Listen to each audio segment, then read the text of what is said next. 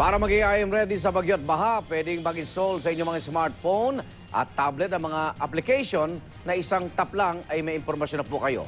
Darito ang report. Pwede nang makapag-download ng libreng applications para malaman ang latest weather updates. Nangunguna na yan ang Pag-asa News Phone app na nagbibigay ng weather forecast, temperature at direksyon ng hangin bawat oras. Gamit ang mapa ng bansa mula sa Google Maps, markado ng kulay ang bawat lugar base sa lakas ng hangin na tulad dito. Light green kung light ang bagsak ng ulan, blue kung moderate, dark blue kapag heavy, dilaw ang intense at pula naman ang marka ng torrential rains. Hatid naman ng MMDA ang Metro Manila Traffic Navigator.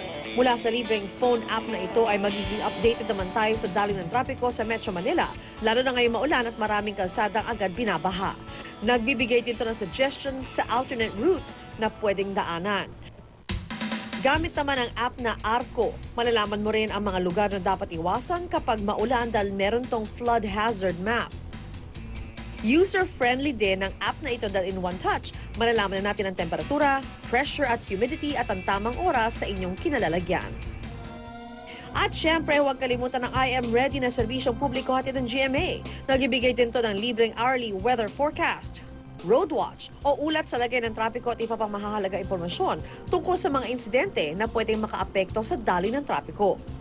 Pwedeng i-download ang mga ito sa Android at iOS phones. Maging handa, magsiguro. Sa mga libreng phone apps, tsak na madali nang maging IM Ready mga kapuso.